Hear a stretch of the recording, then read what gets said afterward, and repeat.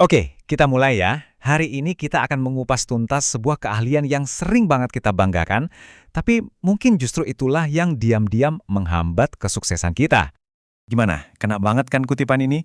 Kita semua sepertinya hidup di dunia yang sangat memuja kesibukan. Tapi coba deh kita berhenti sejenak dan berpikir, apa benar sibuk itu sama dengan produktif?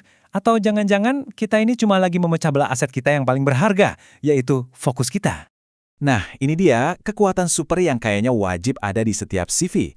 Multitasking. Kedengarannya keren kan? Bikin kita merasa efisien, hebat, dan bisa diandalkan. Tapi, seperti yang akan kita lihat sebentar lagi, mungkin ini adalah kekuatan super yang sebenarnya cuma mitos. Sekarang, mari kita coba intip. Apa sih yang sebetulnya terjadi di dalam otak kita saat kita merasa sedang melakukan multitasking? Ternyata, ilmu di balik ilusi ini jauh lebih sederhana dan jauh lebih mengejutkan dari yang kita bayangkan.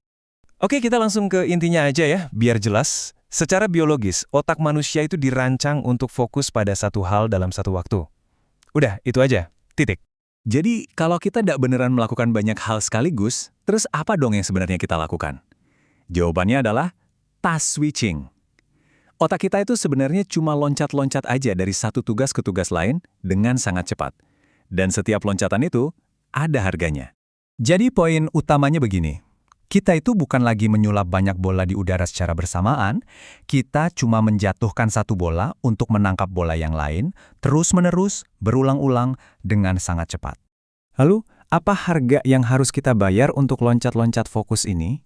Nah, disinilah letak masalah utamanya. Anggap saja setiap kali kita pindah tugas, kita itu seperti membayar pajak mental kecil yang tanpa sadar menguras energi dan kualitas kerja kita. Biaya-biaya ini wujudnya macam-macam, mulai dari produktivitas yang anjlok, kualitas pekerjaan yang menurun, sampai energi mental yang rasanya cepat banget habis.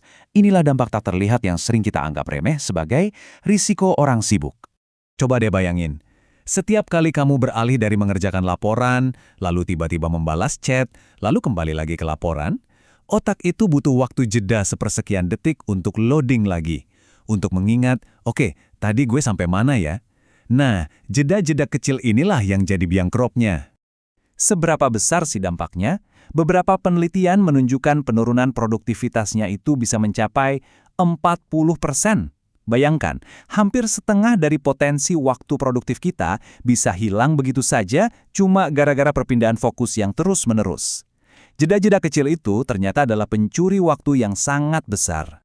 Dan ini adalah resiko karir yang sangat serius. Orang lain mungkin melihat Anda super sibuk, kelihatan kerja keras, tapi mereka tidak akan melihat hasil kerja yang luar biasa dan berkualitas tinggi. Hasilnya jadi dangkal. Jadi, kenapa ini penting banget buat karir jangka panjang Anda? Sederhana saja. Sebuah karir yang cemerlang itu tidak dibangun di atas kecepatan, tapi dibangun di atas dampak dan kualitas. Ini adalah sebuah siklus yang berbahaya. Semuanya berawal dari kebiasaan fokus yang dangkal, yang kemudian menghasilkan pekerjaan yang setengah matang.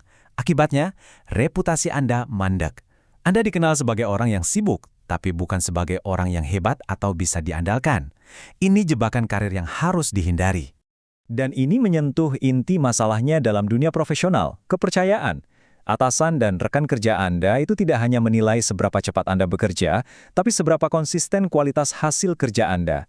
Setiap kesalahan kecil akibat multitasking adalah retakan kecil dalam fondasi kepercayaan itu. Oke, setelah kita membongkar abis mitos ini, mari kita susun ulang cara berpikir kita. Alternatif dari multitasking itu bukan berarti kita jadi kerja lebih sedikit loh. Justru sebaliknya, ini tentang merangkul cara kerja yang jauh lebih kuat dan berdampak. Tujuan sebenarnya adalah untuk bergeser. Dari budaya yang penting kelihatan sibuk, menjadi budaya kerja yang mendalam, yang terfokus, yang benar-benar menciptakan sebuah nilai. Jadi pelajaran paling penting yang bisa kita ambil adalah lindungi fokus Anda. Perlakukan fokus Anda seperti sumber daya Anda yang paling berharga, karena memang kenyataannya begitu.